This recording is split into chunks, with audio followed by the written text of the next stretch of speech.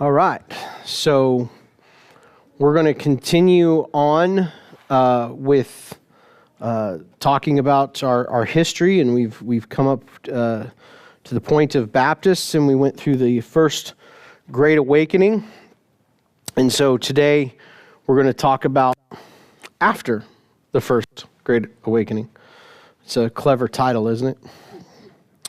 We're going to look at what happened as a result and how things started to move.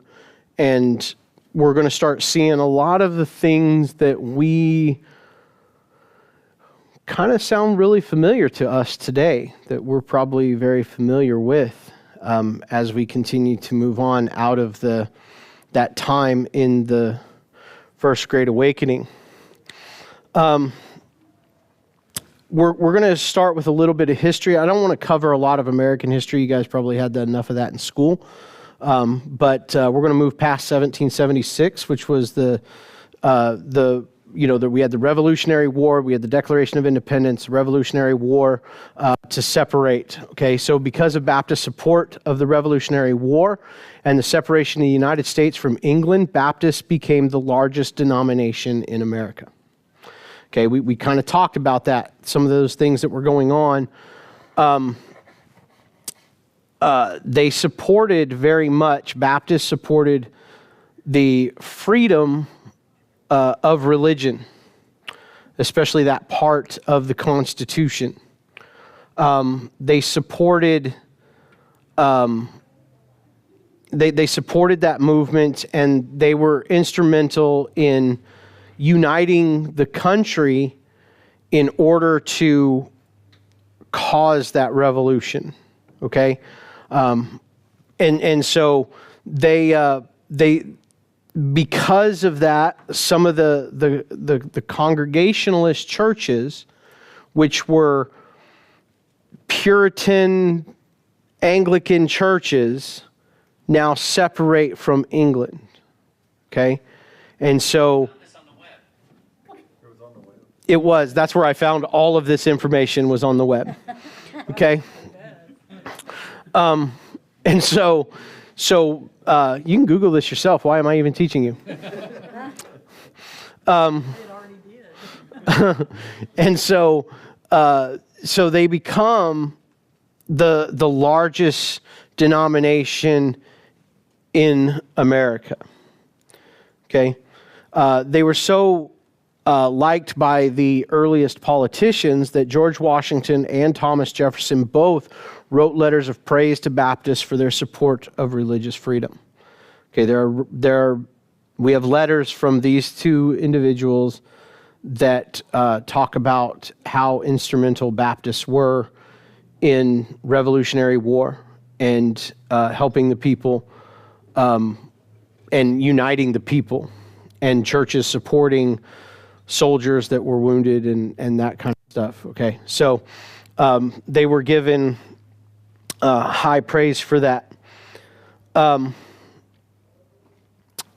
So at the start of the 1800s, okay, so we're going to jump a little bit, okay, America was experiencing a time of prosperity and optimism. They just won their independence, and there is a lot of land out west.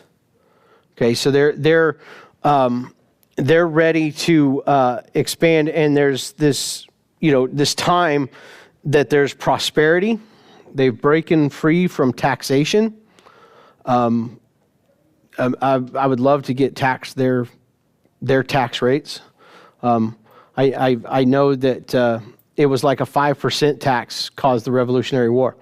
I mean, it was like crazy small compared to what we're paying today. But they're now living in this time of prosperity because all that money that was generated by the colonies is staying here. It's not going overseas. Okay, so that money is staying here. And so the country is able to do the Louisiana Purchase in 1803. You guys had all this in school, okay? So I'm not going to go into a lot of this. This is just going to set the stage for what Baptists do, okay? The Lewis and Clark expedition from 1804 to 1806 kind of showed what's out there. How much room is there to grow? You guys kind of know that. And then as it progressed, as the 1800s progressed, Manifest Destiny showed Americans' willingness to expand from coast to coast. Okay, so Manifest Destiny is this idea that this land has been given to us by God. It is ours. Let's go get it.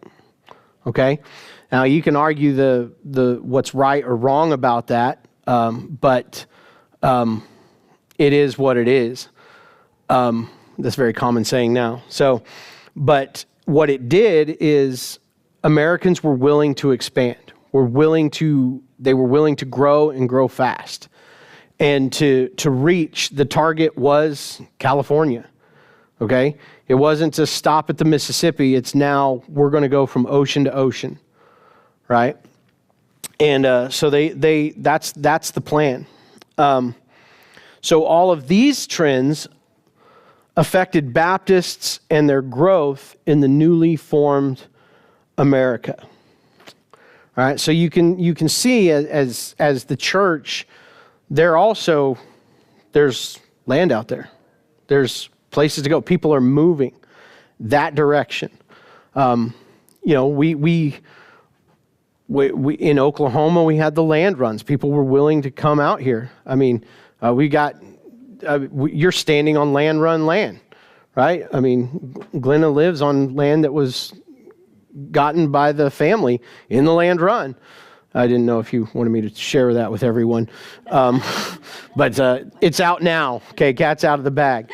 Okay, this right here is land run land. Okay, that we're going to go out and we're going to expand, and people are moving, and so this time of we're going to grow, and so this we called the Wild West. That's this time. We get the folklore heroes of like Wyatt Earp, and well, he was later. He was late 1800s, but you're going to start to get like those guys of Billy the Kid, these legends, Wild Bill Hickok. These legends that we have in American folklore because of the idea of expanding west, people willing to risk everything to set up freedom and have a new life. This is going to affect Baptists in their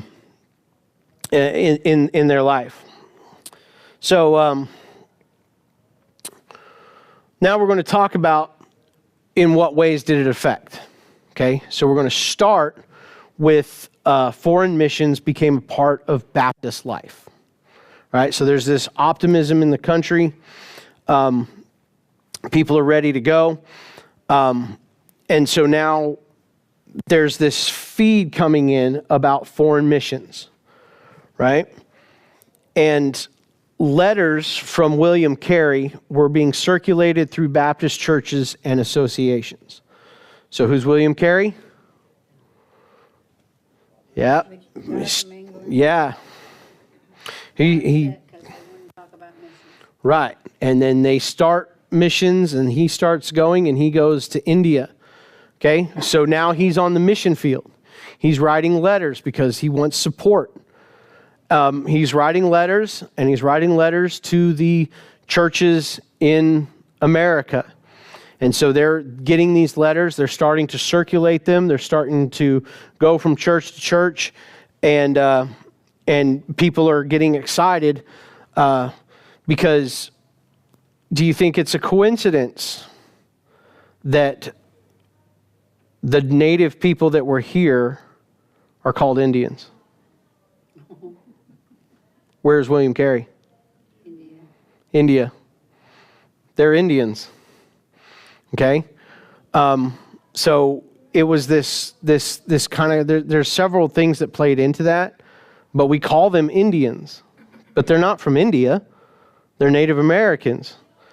But we've grown up calling them Indians because you have a group of people that is unreached here. We'll get to that. Unreached here, and a group of people that's unreached there, and he's circulating letters.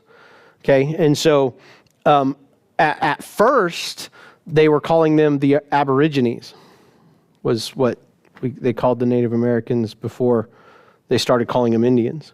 But William Carey is starting to influence world missions in America. English Baptist missionaries would often stop in America on their way to India, and they would often stay in Baptist homes for weeks or months.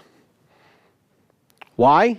Because it's faster to go around South America and up, okay, than it is to go around the other direction from England, okay? So why does Theodore Roosevelt want to build the Panama Canal? To get there faster. You cut right through a little portion of Central America, and you can save months of travel time, okay? That's why the Panama Canal will become so important, okay? Because you can make that trade right through there instead of having to go all the way around South America, okay? So remember that the journey is by ship. It takes months to get from England to India. Baptist missionaries from England are going, and now they're stopping at the American churches, and they're talking about the missions that they're going to do. Okay, this caused Baptists to have a concern for the American Indian. So now there's a group of people, because they're talking about the Indian people there. We've got people here, and so we've got a group of people that are unreached, and so Baptists start to have a concern for the Indian. Now that starts in the 1600s. We'll get to all this, but that started in the 1600s, but now it's creating a zeal for westward expansion. This made Baptists more evangelistic, and they started to form schools to keep up with the demand for pastors. So there's you're now sending churches out west. Who's going to pastor these churches? Do they have to come from England? Not anymore. We just liberated ourselves from them. And so they're going to start schools. And at first, Baptists were not concerned about education a whole lot in the sense of like seminary or things like that. But then they get concerned and they start to form these schools to train up pastors. Foreign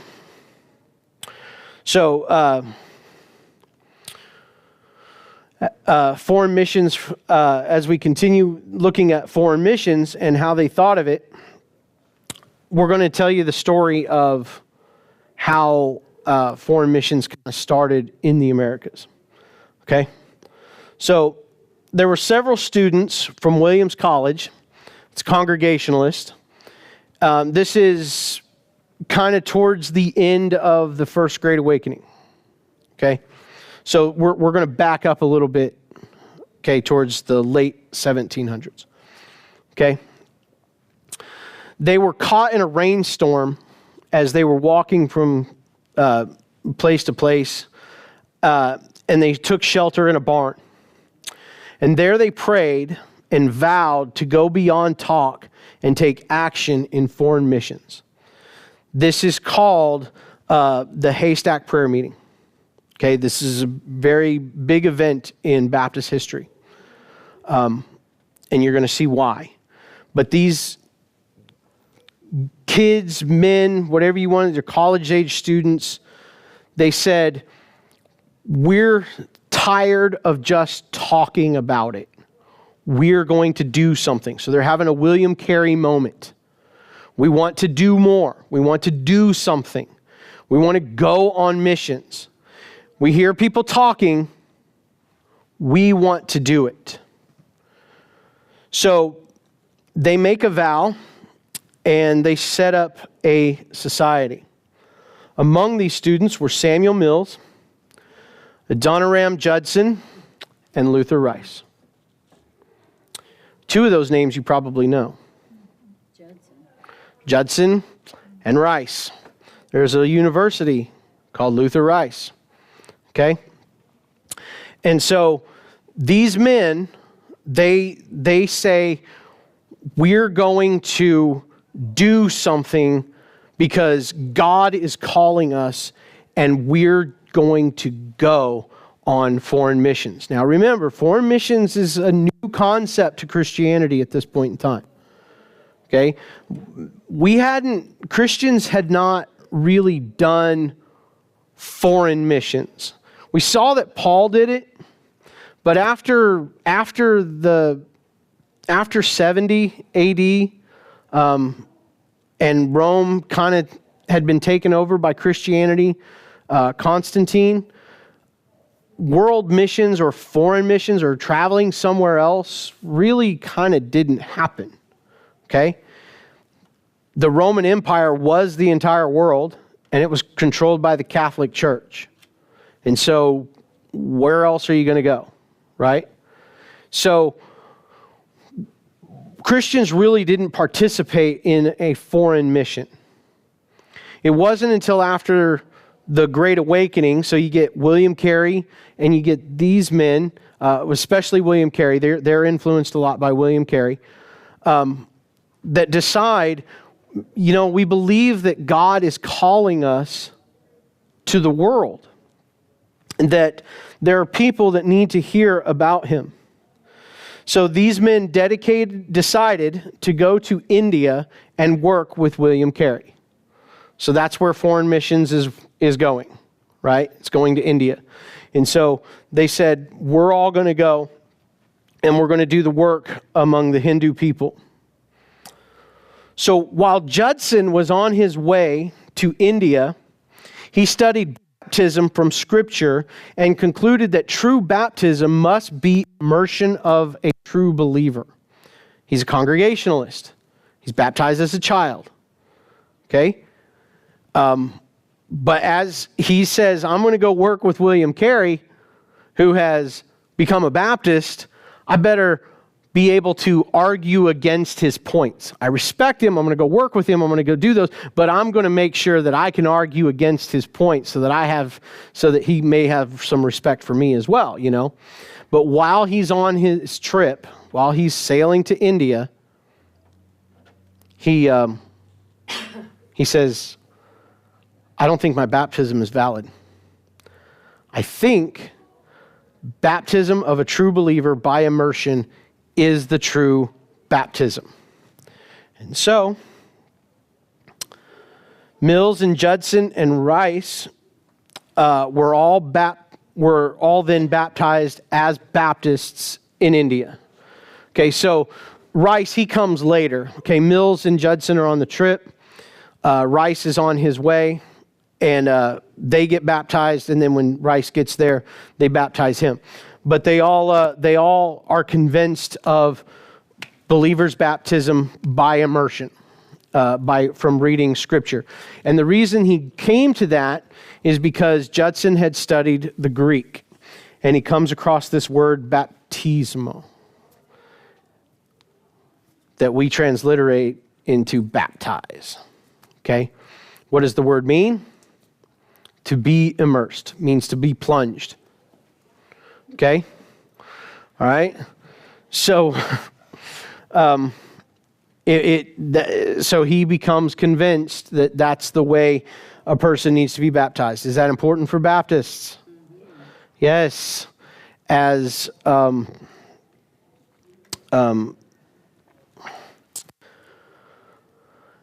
of the great writers who's on the tip of my tongue said in his book, if you change the method or you change the mode, you change the meaning. Okay? So it has to be by immersion if we're going to be true Baptists. Okay.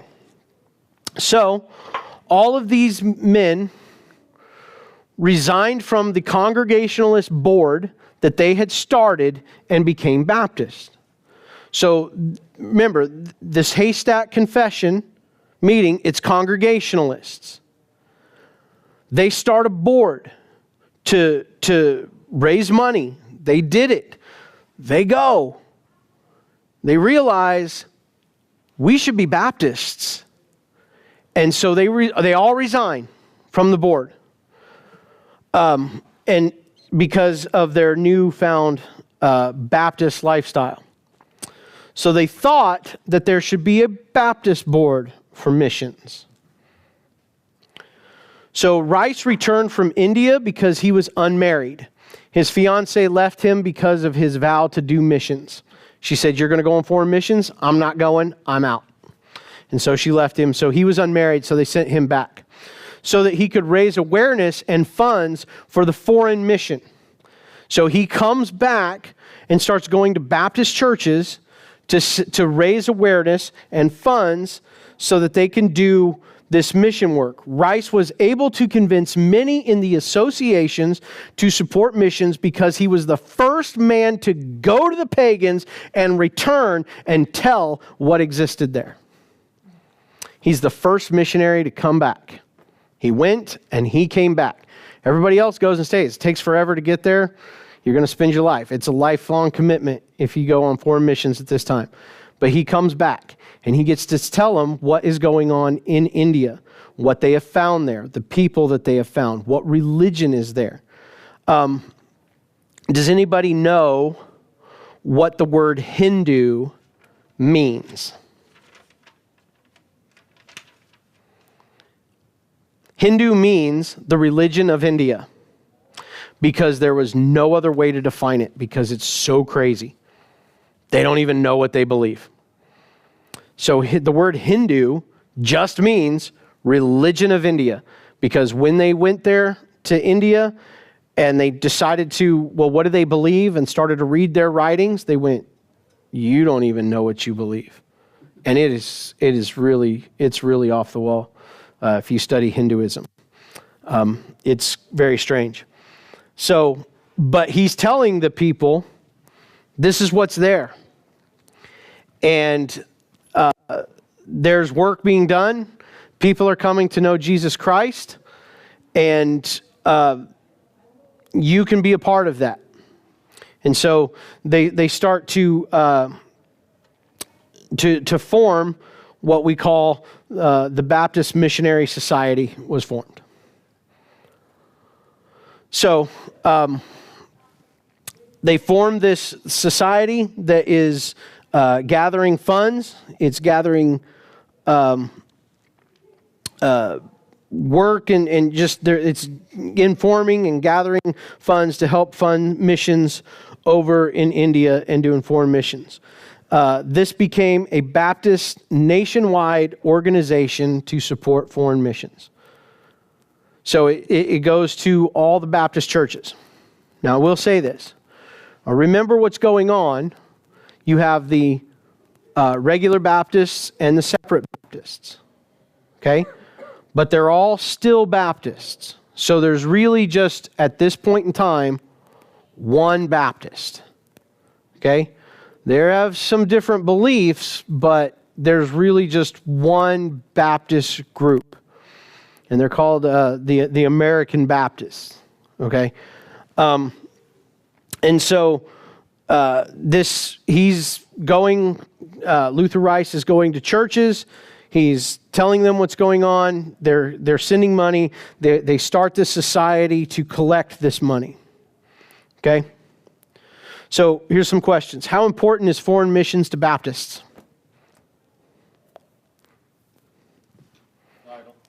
Vital. We can't live without it. It's true. Foreign missions is the lifeblood of Baptist life. It always has been. This is what kind of causes Baptists to start growing, because they have a zeal for world missions. Okay? How has foreign missions played a part in the growth of Baptists in America? Well, it's gotten everybody together behind one common goal. Mm-hmm. Foreign missions.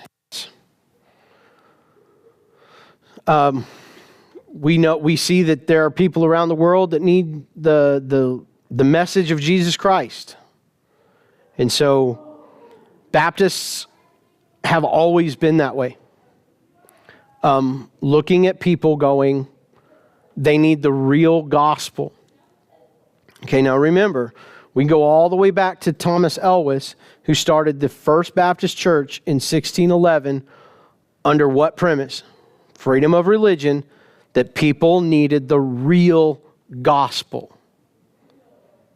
okay? Because they weren't getting that. They were getting a gospel that was distorted by the Anglican Church, or what he believed was distorted by the Anglican Church, okay? A gospel that controlled you, that wasn't free.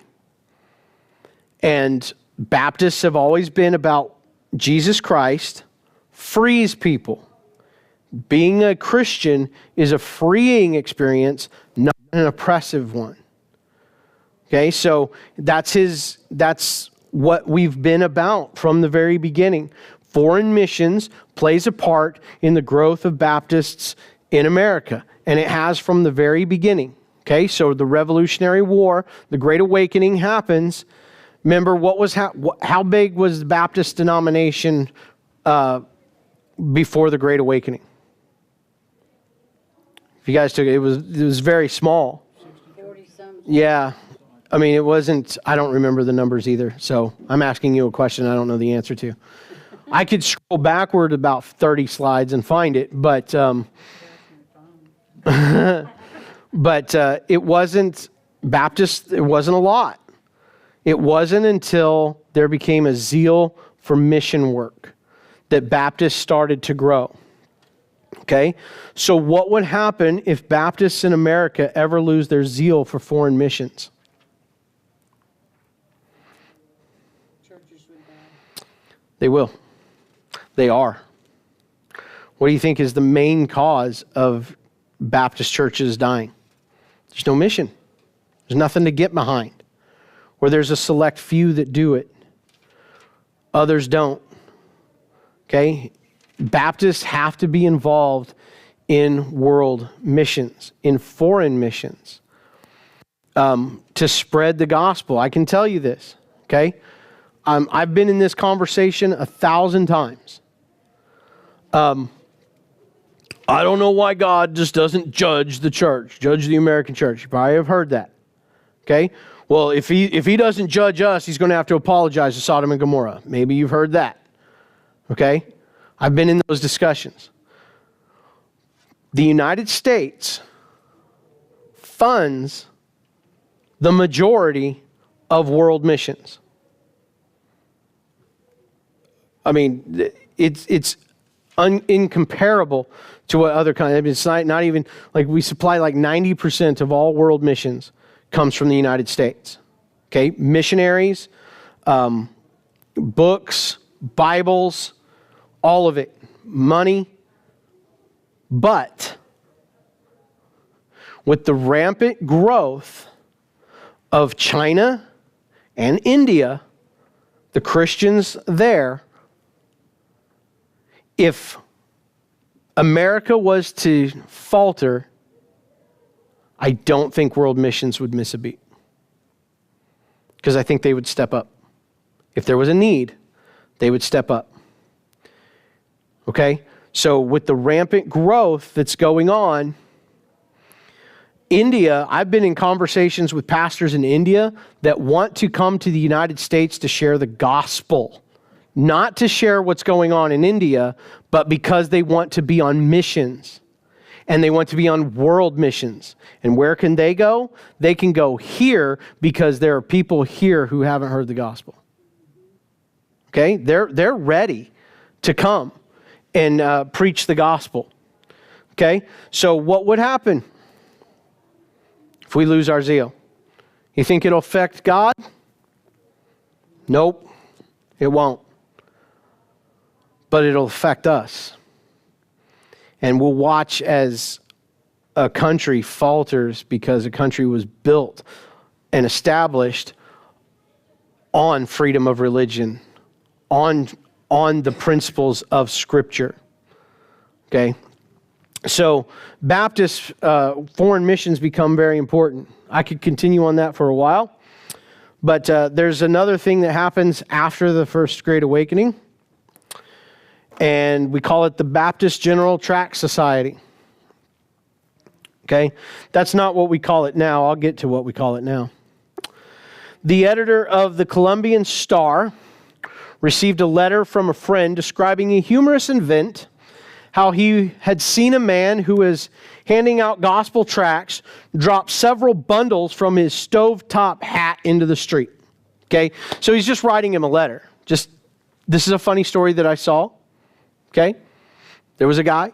He's got his stovetop hat on. He's handing out gospel tracts. He lifts his hat, and they all fall to the ground. He has to pick them up. Okay? Just a humorous story. I'm sure he told it in a much better way than I just told you. Okay? Maybe it's one of those you had to be there stories. I wasn't there. It's a few hundred years ago. Okay? But that's just a story. It has nothing to do with anything except he saw this. But the editor wrote in the Columbian Star asking if there were any Baptists who would want to undertake a tract mission. He writes in the newspaper. He's like, man, this guy's out there handing out tracts. That sounds like a good idea. And so he says, is there anyone out there, just a blank statement, who would like to do this? Any Baptists who would like to do this? A year later, 18 men and 7 women met together and had Luther Rice pray over them, and the Baptist General Tract Society was formed. What they did, the stated purpose was to disseminate evangelical truth and to inculcate sound morals by the distribution of tracts. Now, their tracts, you might have had a gospel tract handed to you, and it's about this big. You just kind of unfold it, and if you can read it, I can't even read them now. My eyes are so bad. But if you could read it, their tracts are a little bit different. They're about 4 to 12 pages long. Okay? So they're handing out pamphlets, big, it's tracts, but it's not what we think. We get the idea of there's a little funny picture on the front, and it's like, where are you going, heaven or hell? Something like that. Well, that's what it evolved into. What it started out with was they're handing out, we might say a packet, okay, that's got 4 to 12 pages in it, and it's describing, it's telling stories, it's describing what Baptists believe. What are we all about? What do we say we are? Okay? And so they start to do this, okay? So in the first year, it produced over 19 tracts on a little over $300 a budget, dealing with doctrinal, devotional, and moral topics. So you might have a moral question, and they're like, we're going to answer this question. And we're going to say this is the answer from a Baptist perspective.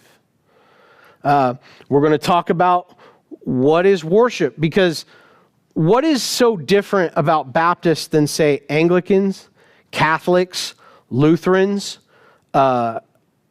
Presbyterians? What is so different about them? We don't have creeds and liturgy. No creeds. The word. Liturgical. Liturgical, yeah. We're not liturgical. There's no burning of incense. There's no chants. There's no recited prayers. The closest we come is reading things out of the hymnal, which was never one of my favorite things to do. Sorry. Okay? Responsive readings. That's the word I'm looking for. Was never one of my things. But we don't do any of that. First early Baptist churches, no crosses, no angels, no symbols of any kind. It's very different than Catholics and Anglicans and Lutherans and these other denominations. But they're the largest denomination in the United States. They've shrugged off the liturgical aspect. And so people are starting to go, well, what is it? What is your worship like? If you don't do those things, what do you do? Which I've been asked. I was talking to a Catholic, and this kid, he was 17 years old when I was talking to him. He's probably almost 30 now. But he grew up Catholic, and he came to our church, and he we did Lord's Supper. And I was like, well, what did you think? He goes, well, that was the most disrespectful thing I've ever seen. Really? Why? You didn't honor, you didn't pray, you didn't do all of these things because, well, he grew up Catholic. Taking the Eucharist is a major event. Okay? And it happens like all the time. For Baptists, some Baptists do it monthly, some do it weekly, some do it quarterly, some do it once a year, and some have been like, wait, Lord's Supper, yeah, we're supposed to do that, aren't we? Okay? So Baptists have no prescribed, this is when we do this. Okay? So these are the tracts, these are the things that they're putting out. The devotional aspect of it and moral topics. How do we respond to certain issues? Okay? Especially when it comes to alcohol. Right? So anybody ever been to Massachusetts and toured the Mayflower? I have. Okay? Toured the Mayflower. It's not the actual Mayflower. The actual Mayflower was dismantled. They don't know what happened to it. So this is a replica that sits at Plymouth Rock. Okay? Or near Plymouth Rock. Okay? So I've toured it. And while we're in there, we got this Popeye-looking guy. And he talks out of the corner of his mouth, you know. And he's our tour guide through the boat. Okay, I say boat because ship does not describe it. Okay, it is not a ship, it is a boat. Okay, it's very small. And so we're looking down and you can see the very bottom of the boat. Okay, we're not going down to the third lower where, you know, but he goes, that's where they would have stored their beer. And a lady who has 2 kids is like, oh, they drank beer? And he goes, ma'am, you would have drank about 1 liter a day and your kids would have drank about 1 pint a day. Because everybody drank beer. Because the water's no good, right? So you drink beer. So alcohol is a very common thing after Revolutionary War. Everybody drinks beer. Taverns are a big thing. Everybody goes to the taverns, okay? England is based on a pub system. Right? You go to England, you go sit in the pubs. It's a bar. Okay? But that's where I know pastors who've done missions in England, that's where they hold their church because that's where everyone is at. They got Bible studies going on in the pub because alcohol isn't thought of like we think of it. We think of it a certain way because Baptists. Yeah. Yeah. Areas, I was a fan, I'm sorry. We have coffee shops. Well, walk to them. Yeah, it's... They have fenced-in areas. Your kids play with the neighbor kids while you're waiting on dinner to come, and you're sitting outside. And it was actually very nice because it was in every neighborhood. And you met your neighbors down there for dinner once a week or whatever, and your kids played, and your dog laid under the table. That does sound fun. It was awesome. I liked it. All right. So within 6 years, it would produce over 100 titles and issue 1.3 million tracts. So its first year, 19 tracts, 6 years, over 100 tracts, and has produced over 1.3 million of them. Many of their tracts focused on a temperance theme and played a significant role in developing an attitude of restraint among Baptists. So, why are Baptists so against drinking and dancing? It's ingrained in us. It's part of our literature. It started out that way. That's what they started talking against. That's what they started going against. You don't drink, you don't dance.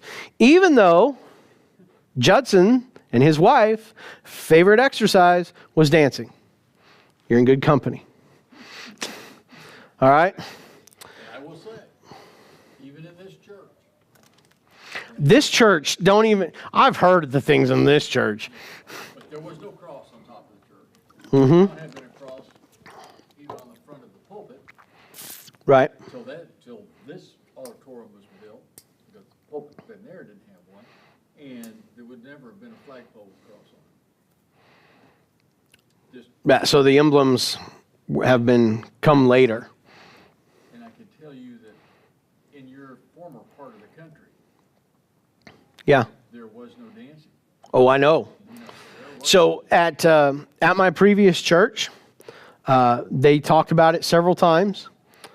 A lady came into the church, got saved, was like, "This is great," but she was older.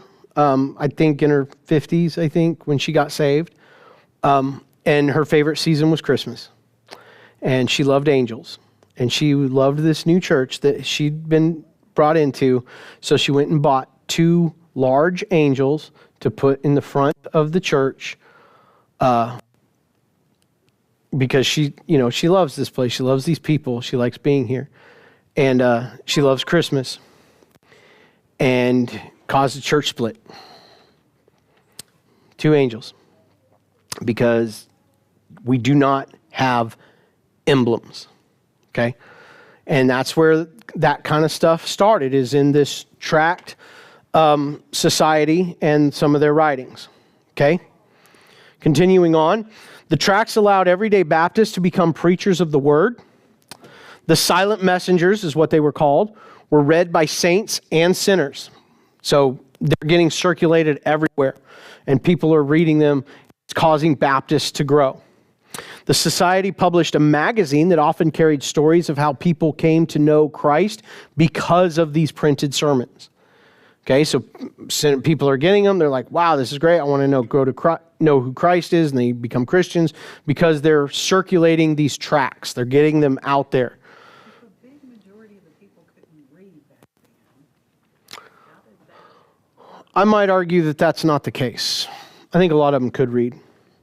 I think we're probably more educated than we give them credit for being. People, yeah, you're going to have some that couldn't. But I think a lot of that illiteracy doesn't start until after the Civil War. Okay, that we think of like, those people from Tennessee, they can't read, that doesn't start until later. But I think early on, a lot of people were educated and could read anyway. You teach your kids to read because, that's the whole point of the Constitution, okay? If you can't read it, then you don't have freedom, right? Because you're dependent on what other people have to say. So why is it a tragedy that kids today can't read cursive? Because they can't read their Constitution. Okay? Well, I can read it online. You can read a version that somebody else put there. You can't read the document. Let's go see what they originally wrote. Why is it important for us to read Hebrew today? So that we can, as close as we can get to what the original Bible said, we can read it, and we're not getting told what it said by someone who reprinted it. Okay? So I think early on, people could. I think that because of that vast, rapid expansion, people did lose some of that. But there's no way for us to know. I would make the argument that I think a lot of people were a little bit more educated than we give them credit for. Tracts helped American Baptists become more unified. They allowed Baptists to be unified on belief and practice. Okay, so so now people can start to say, well, what do Baptists believe? Well, we have these tracts. We have this society that's putting these out. Today, the Baptist General Tract Society is known as Judson Press and produces much of Christian literature today for the American Baptist Church, because they're still the American Baptist Church. Do we know any famous American Baptists? You know one. All of you know one. Jimmy Carter. Nope. Not that one. Martin Luther King Jr. He was an American Baptist church pastor, because the American Baptist Church has actually switched to black, mostly. now because they were reaching out to the African Americans. Okay? So we see how this tract society, I'm like way behind. Okay? So we're going to ask a couple questions. This is the second of three, by the way. Are Baptist publications important? Our third topic. Okay, we have three topics. We've covered two. Yes. Yes. Yes, they are. Do we, as Southern Baptists, have a publication? Yep. Where's the Southern Baptist newsletter? We also receive all sorts of things. What is our publishing company as Southern Baptists? Lifeway. That's right. It's Lifeway. Okay? It's Lifeway. All right? That's our publishing company. So Judson Press works for the American Baptists. Ours is Lifeway. Okay? What does publications do for the growth of Baptists? Keeps us unified. Unity. Even so much so far as that Oklahoma Baptists have a publication. We have the Baptist Messenger that we get monthly now. Used to be weekly, and now it's monthly. But you can get it online. And I can tell you, I have articles from 50, 60 years ago that I clipped out of the Baptist Messenger that they would run ever so often.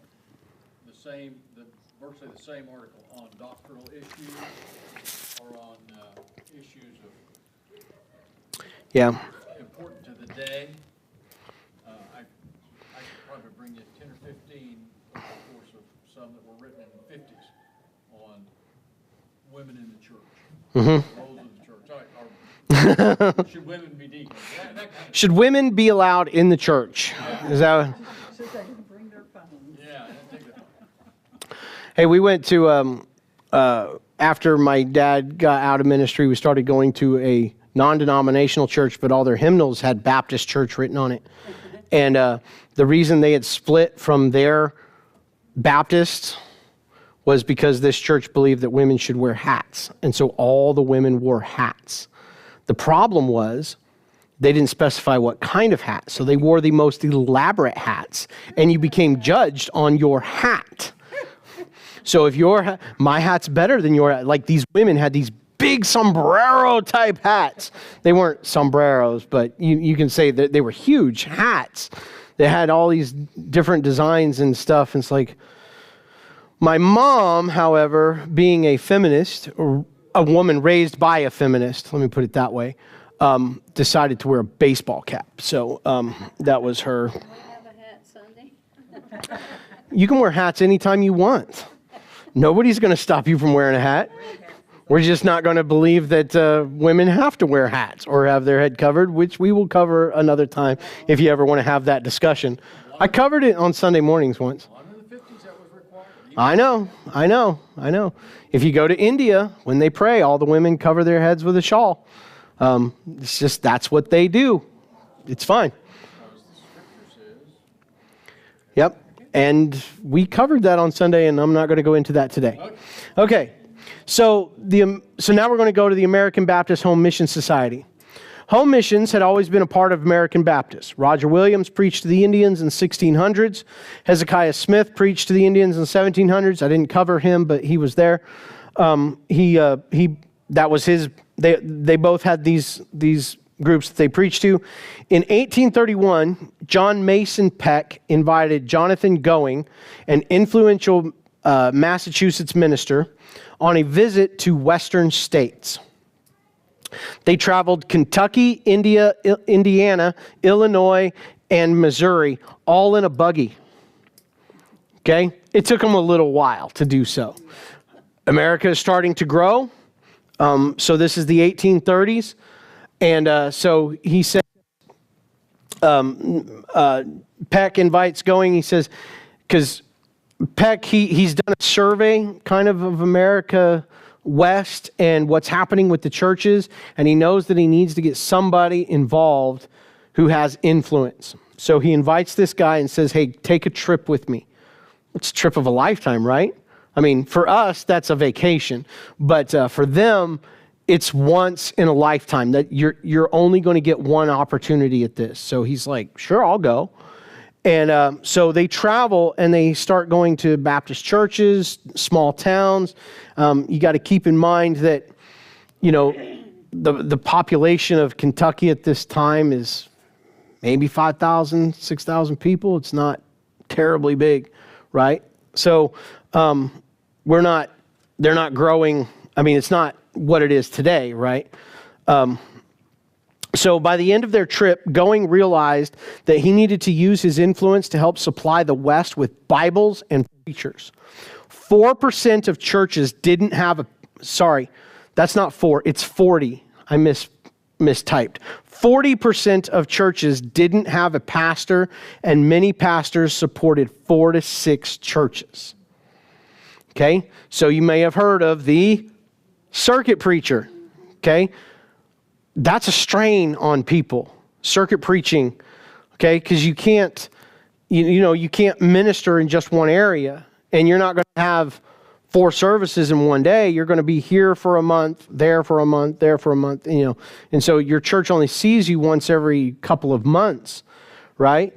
Because you're doing the circuit preaching, because there's not enough pastors. So Going says, I'm going to get on that. So American Baptist Home Mission Society, in the first 5 years of operation, it reported in the first year of operation, it reported 89 appointments to 10 states and territories, 7 new missionaries, and 5 grants to new churches. So when he gets back, he says, hey, we've got to help support home missions for the United States. We're going to help do things. In 12 years, it had 97 missionaries, supplied 327 churches, and organized 551 new churches. So rapid growth because of the Home Mission Society. So, how is home missions integral to Baptist life? Yep. Foreign missions, publication, home missions. You'll probably whatever, but that starting about that 1830 time frame became the Trail of Tears and the dissolving. Yes, Manifest Destiny had a lot of terrible events in it. Well, it really did. And Andrew Jackson was the enforcer of the Manifest Yep. Destiny. Takes the 5 civilized tribes out of the Southeast, moves them to Oklahoma. But it's the churches that are acting as not the agents for the Indian ministries. They are acting as the kind of the overhead of organizing and establishing these places. The Indian agents would go through missionaries to distribute plows and stuff that supposedly would come in for the government to help them. And their schools were typically all church related. Right, because we saw that last week through the Sunday school. You would start a Sunday school, and then you could bring in a church. So what happens when Baptists help other local Baptists? We do. We cooperate together. We also grow together. One of the reasons why we say we're building a community of devoted Christ followers and not a church, because we would much rather share the gospel and people go to Mammoth or go to McLeod because of the work that we did than not hear the gospel at all. And Baptists will help Baptists. Okay? I can't tell you. I mean, it's happened to me more than once that I've received a call from another Baptist church that says, we think we have someone who would be more suited in your church. Okay, send them here. And for some of those, I was very thankful. You don't want them? Glad you sent them our way. Others, not so much. Okay, I'm just kidding. But when Baptists help Baptists, we all grow. We support each other. So what do you think is the best plan for Baptists to help other Baptists locally?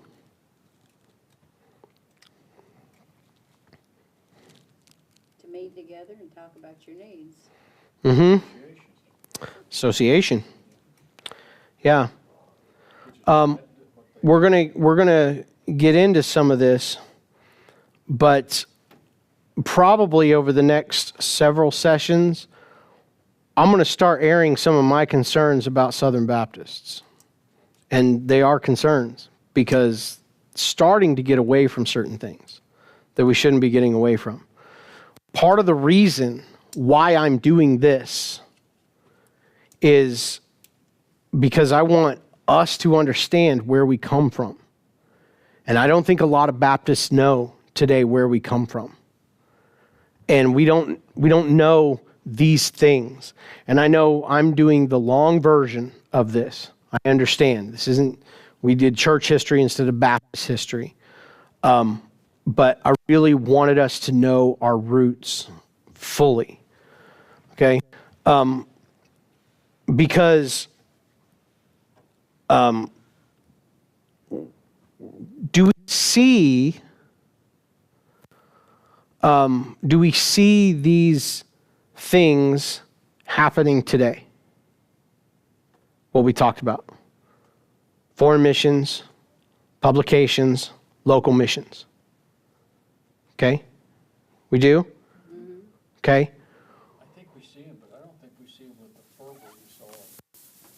No. That word passion. Very few Luther Rices right now. Okay? True. What I want us to start seeing is this is the roots of what we do. Next week, we're finally going to get into Southern Baptists. This is American Baptists. Everything I just told you is American Baptists. Okay? Because that's what Baptists were. We're going to see what happens and why Southern Baptists come about. And if you think, well, I know, it's slavery. It's not. There's other reasons. There's other things. And they're all based on this. These three things. Okay? And the plan, so as Southern Baptists, we'll talk a little bit more about them, but we have all of these things. Okay? We have the International Mission Board. We have Lifeway Publications. We have the North American Mission Board. All three of them are faltering today. All three of them. All three of them are losing, in my opinion, this is me, okay? So I'm going to put a disclaimer on this. This is me. Are losing their understanding of who they are and what they do. And it became about something else other than their mission statements and what they were supposed to be doing. Now, people tell me, well, we're getting back. You're going to have to show me. Because especially if you ask me, the North American Mission Board needs to be revamped. It needs to be audited beyond anything else. Okay? We need to know what's going on. Okay? And their plan for building churches and planting churches, because that's what Home Mission Board was, church planting organization. Okay, their plan for planting churches, I think, is probably the worst plan I can spout off to you. Okay. Anyway, that being said, we were going to call it a night. Oh, no, we're not. I still have more slides. Sorry.